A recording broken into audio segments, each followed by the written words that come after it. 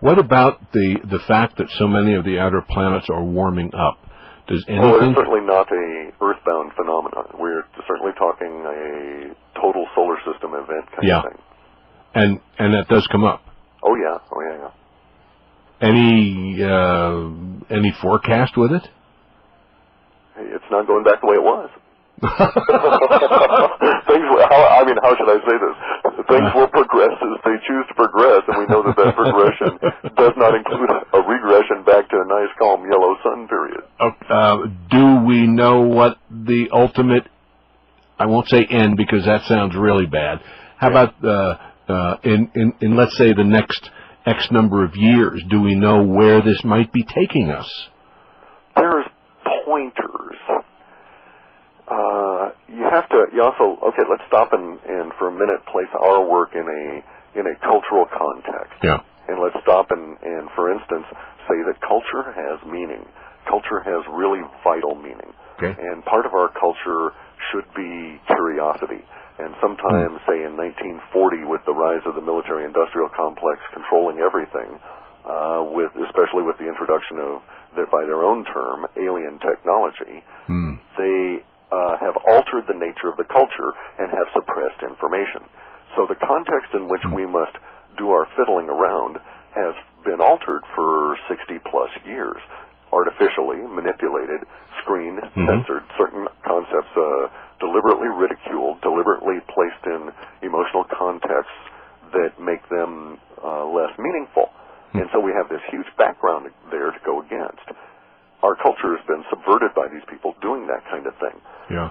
As a result of that cultural context, then, we don't necessarily have enough information to be making appropriate guesses at this point about what we're actually seeing showing up. You happen to mention something just then, and I know we talked about it once before, and that is, and very few people are aware of it, and I have never seen anything else written about it with the possible exception of, and I say probably, of Jim McCanny, who to me is the epitome of what is going on in the scientific community, or should be. And that is the changing color of the sun. It's going from yellow to a very brilliant white. And maybe beyond that. Oh. It may be advancing. What we may be seeing is a progression through the elemental, self-generating, or self-regenerating, what we call natural elements, in which case we would have hydrogen yellow, helium white, and then actually, I don't know if we'd go into deuterium or not, but probably going into blue white. Well, which is also the levels of the chakras and the different colors that each of the chakras produce. So you're saying on one level, from a scientific point of view, exactly what so many of the spiritual leaders for the past 2,000, 3,000, 4,000 years have been predicting what was going to happen, not only to humanity but to the universe itself. And probably that would have a tendency to support our view then that it is indeed progressing. My gosh! Because we have all that pre-existing evidence. Yeah. Any comment as to what that will ultimately bring about? Well, it's going to be change on a scale that is going to be staggering beyond understanding. In a positive way, I hope. The problem is that at this point we're picking up a lot of indicators suggesting that long-range emotional trends do not favor stability for the unprepared mind. I want to get back to that later on tonight. Okay. Because the best, you choose, the best response and the best show that I enjoyed the most was when you and I got into our, what I would consider very deep conversation on spirituality and some of the things that are there and are coming. I mean, it's just incredible.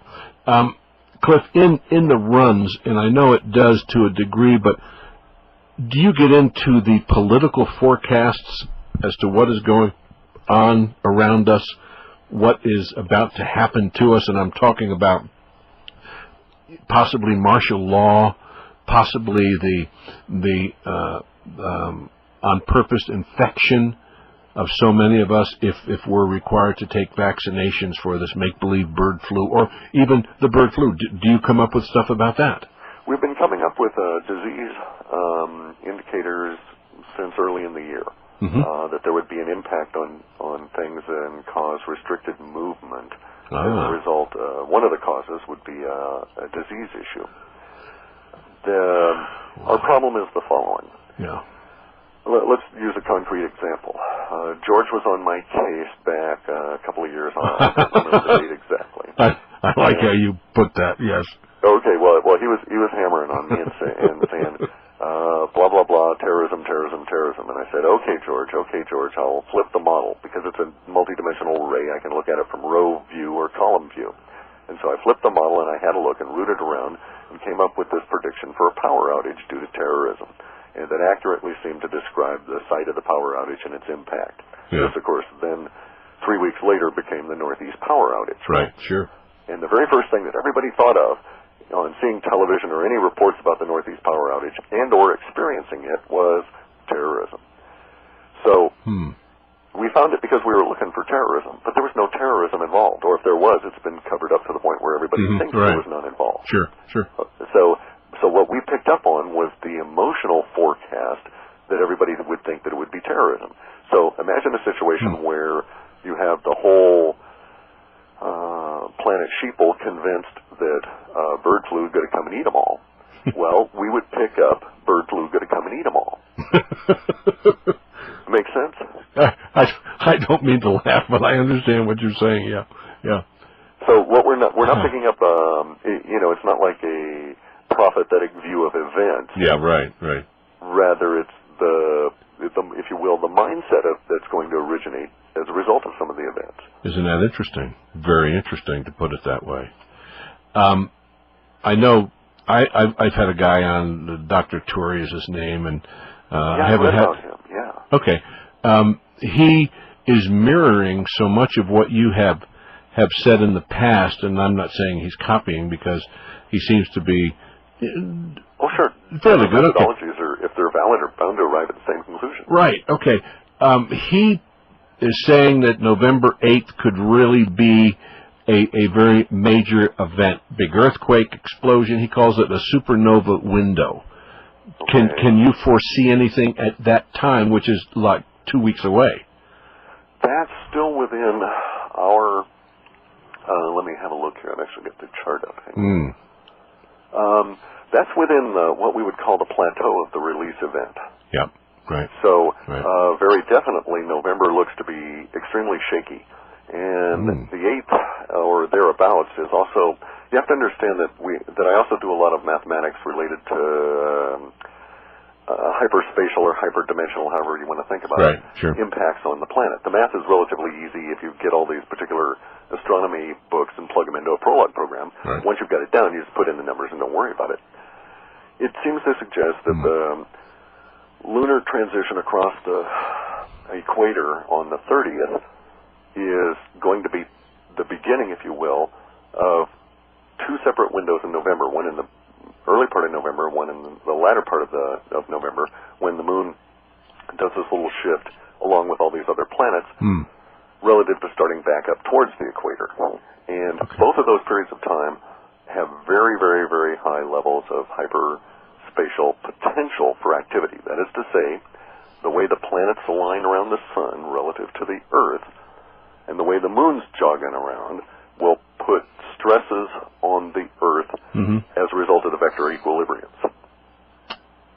In those circumstances, I would say November 8th is at the tail end of a very strong window in the beginning. And then we have another period of time that goes from 19th in the strongest through the 21st, but actually shades all the way up to the end of November. Yeah, I think he came up, and I'm reading here, he said November 19th, just like you said, there would be an event where a large number of people would need to relocate and start a new life. Interesting. I keep getting that stuff as well. Oh, jeez. Not about that particular date, right. but in part and parcel of the general release period.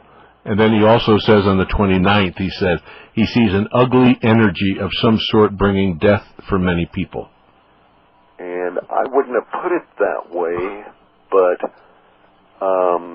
We've been picking up since January of this year the concept of specifically the continental United States, but more geopolitical than geographic.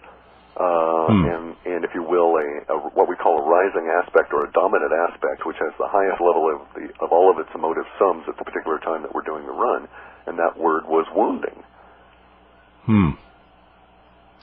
Now, if you wound a nation, well, that could maybe fit his definition.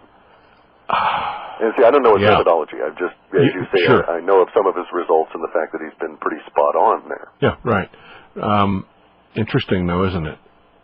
I find it not gratifying, but satisfying at a level that suggests I'm not going down a dead-end road. Right, right. And Mark just said, have you ever foreseen anything that's in the Bible about the moon turning a blood red?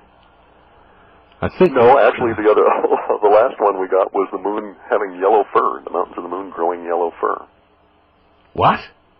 Yeah, in this last, not in the current run, but one of the last parts of the last run, we had these weird things show up. Yellow fur. For us, excessively weird. Well, I was going to say, what the? Words that are typical. Yeah. They're assigned an emotive value. We deal in emotive sums. We take the sum of all of the words of a particular group of conversations and relate it back to our lexicon and find out which is the most dominant aspect based on the emotional components, the carry value, impact, duration, etc. And then we go from there. And so sometimes this can be extremely misleading. Wow. But it is very curious that there's all kinds of discussion about the moon, both at an archetypical level and otherwise. Yep. And that our rising aspect says the mountains are going to get covered with yellow fur. All I can tell you is that it's going to be a Chinese colony. And, well, that's a little on the racial side. Now, wait a minute. The Chinese are not yellow. Just like I'm not white, right? I'm sort of this pinkish color. And most Chinese are one of 163 different ethnic groups, and they range from Caucasoid to near Negroid. Well, yeah, but you just mentioned something interesting, and that is because the Chinese, within a very, very short period of time, will be the major force. They're already the dominant space force. They already are. They already are.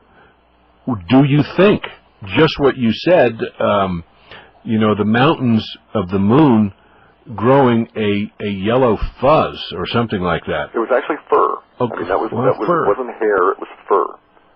Now that may imply vegetation, might imply say sodium release out of the mountains of the moon, and we get some kind of yellow crystal structures or something. But the way some of the information comes in to you, it almost could be not allegorical, but maybe referring definitely to the mountains of the moon being flooded with Chinese. Possible. It could. I can't dispute that. I had not anticipated that might be the kind of thing when I was looking at this, because I was looking more towards an elemental view, thinking, sulfur, sodium, under certain conditions. So, no, it could be. Who knows? Yeah. And it could be one of those things that we're totally wrong on. Yeah. And I won't read each question as a question, but I'm going to bring in a lot what our listeners are sending in, Clif. Do you see a time or a date, let's say,